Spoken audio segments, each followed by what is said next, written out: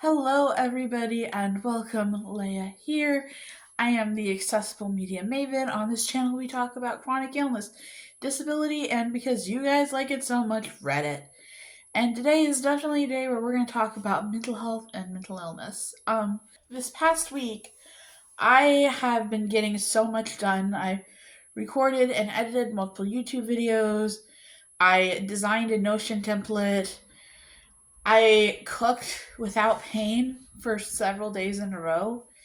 And on Friday, I had a meeting with my psychiatrist, and together we came to the conclusion that right now I am going through a state of hypomania. But I wanted to talk about hypomania in this video to try to end the stigma because personally, I feel like bipolar disorder is probably the second most stigmatized mental illness after schizophrenia, and I would say that I've definitely been in situations where bipolar was more stigmatized than schizophrenia.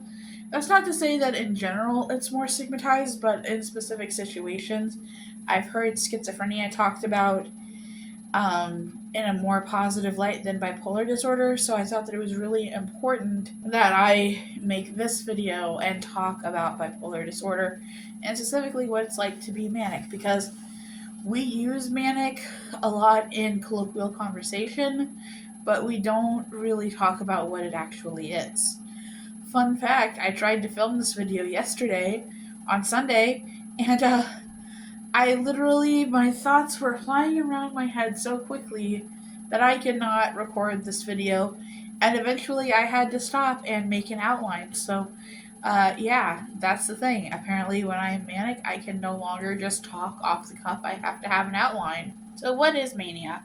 I would say that mania is really marked by two or three symptoms. And those symptoms are elevated mood, increased productivity, and decreased need for sleep. This can look different for different people. For some people, it looks like sleeping only a couple of hours a night. For me, actually, it looks like getting better sleep because I'll be just so tired that I will just fall asleep and sleep through the night, whereas usually I have problems sleeping through the night because of my sleep apnea. The elevated mood means that you're generally in a good mood no matter what happens, or if something bad happens, it's catastrophic. And I oftentimes have people ask me, why is that bad? Why is mania bad if you're getting things done and you're in a good mood and you're not so tired all the time? And the answer to that is what goes up must come down.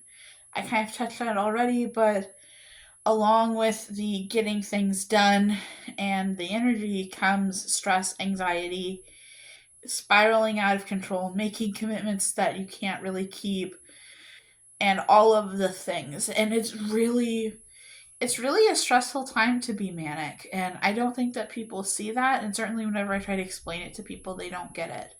My psychiatrist gets it, but other people not so much. Now, so that's what mania is generally, but I wanted to talk about what it is for me and what it looks like in my life. Like I said, I already touched on it. I do need less sleep, and my need for sleep expresses itself differently.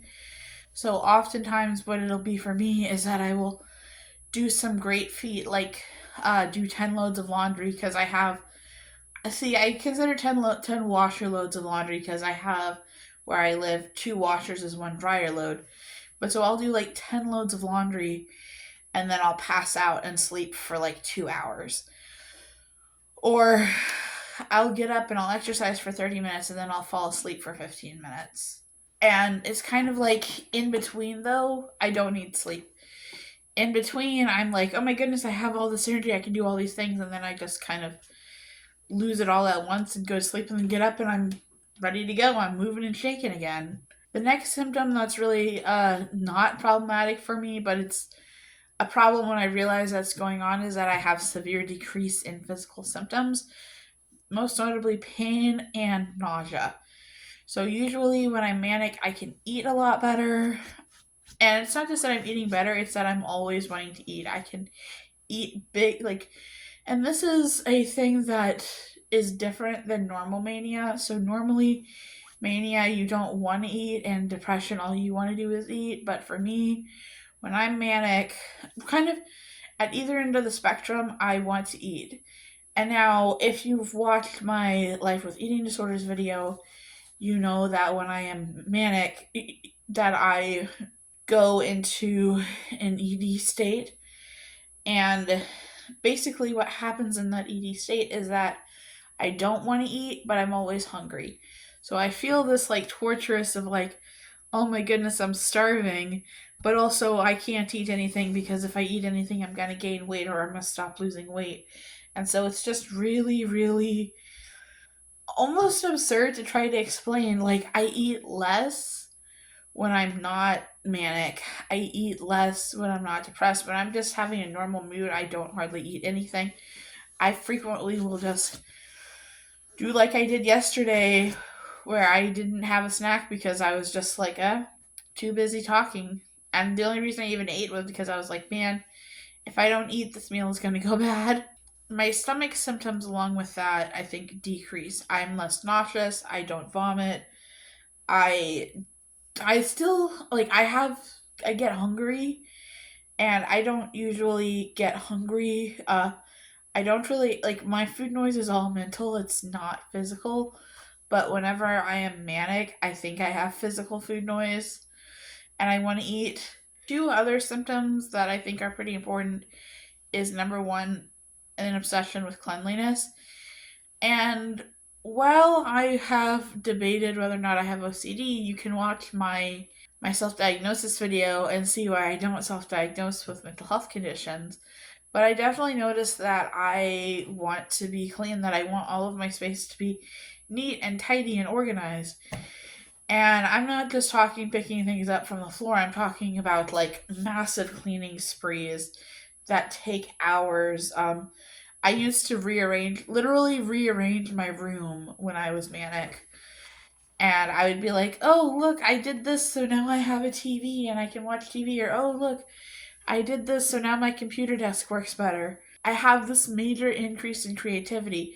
You guys have saw it this month where I've made 2 videos a week for like the entire month. And so that is, coming up with the idea, writing the script, and then filming it, editing it, uploading it, making the thumbnail. All of that really quickly compressed. I mean, it's the 13th, and this video is for the 19th, and I've already made the video for the 22nd, and now I'm going to start working on the video for the 26th. So it's that level of creativity. I've worked on fan fiction. I'm probably going to start working on normal fiction. So I do go through this big increase in drive. Like, I want to get things done. I want to write. I don't want to sit around and read. I don't want to sit around and watch YouTube videos. Spending is a common symptom with mania. For me, I'll say that my spending depends. Like, if I have money, then I will spend it. But if I don't have money, I'm usually not so bad with spending. It just kind of depends. And I mean, like, last semester, I had a large chunk of money due to my schooling, and I was able to maintain that for like months. So I'm interested to see what happens this time. Am I able to maintain this level of control over myself, or am I going to go the route of being manic?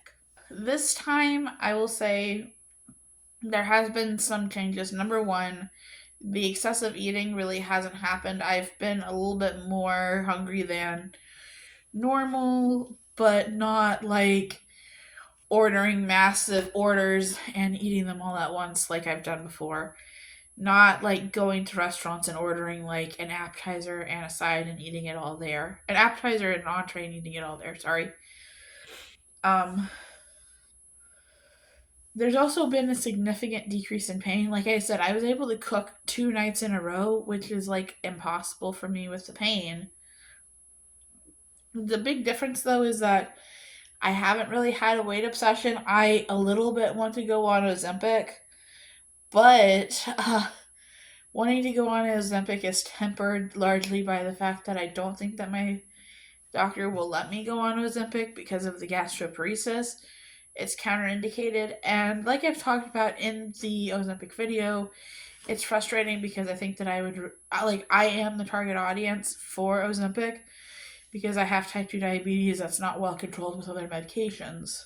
I've told you what bipolar looks like. What does normal look like for me? What does it look like when I am not manic? And the answer is that I am productive, but less so. I get things done, I write, and it's mediated. It's not so pressured. I really noticed it in a recent video, and I can tell that I'm doing better because I think that my cadence and everything has returned to normal. I don't feel so much like, oh my goodness, I need to get things out. I feel like, okay, I am sharing information. I am doing this because I enjoy it, not because I have to. I am able to write better. I am able to manage finances better. Basically, everything gets a step better. I mean, am I still susceptible to going to the store and seeing massive sales? Yes. Yes, I am. But then again, I've always been a like, oh, look, I can buy this and get it 75% off. I've always been that type of person, so I'm not going to stop now. I also notice that when I am at the normal level, I have a lot less anxiety. I'm not so nervous about things going wrong or getting caught doing something bad. Um, the final thing that really tells me that I'm normal and not depressed is that I sleep a little bit broken, but then I also have not a significant amount of what I'm going to call veg time, where you're just like sitting out being a couch potato, but I have a decent amount where I can sit and relax and don't have the need to don't feel the need to constantly be moving. And I feel like I am now moving in the right direction because since I was able to meet with my psychiatrist and talk to her about it, we were able to change a medicine. And because of that medication change, I'm feeling better. I'm probably going to call her today or tomorrow and ask if I can change this medicine to night. Just because I noticed that when I started on this medication, I've become a lot more tired. And I think that that would be more helpful in the evening. I wasn't really tired on it before, but now I am. And I think that's just from the change. And I'm going to continue to monitor myself. And of course, the hospital is always an option if I need it, but I don't want to need it. I want to be able to get through this without those concerns. Now, how often do I go through this? I would say that I go through hypomania kind of frequently, like a couple of times a year for a short period of time. And then I go through like true mania probably like once every 3 or 4 years. And that true mania is when it's marked with dealing with ED, very high anxiety, very worried about everything, concerned about ruining relationships, concerned about gaining weight, all of the things. And thankfully, while it is like around that time that I would be going through that, I don't think I'm going to be going through that this time. Just because we were able to stop it and pull me out before I got too far in. Alright, guys, well, that's all I have for this video. I have like 30 minutes before I have to go to work. And while I'm working from home, it still does take some time, and I need a little bit more rest time before I get to work because I have been busy this morning. Alright, bye, guys.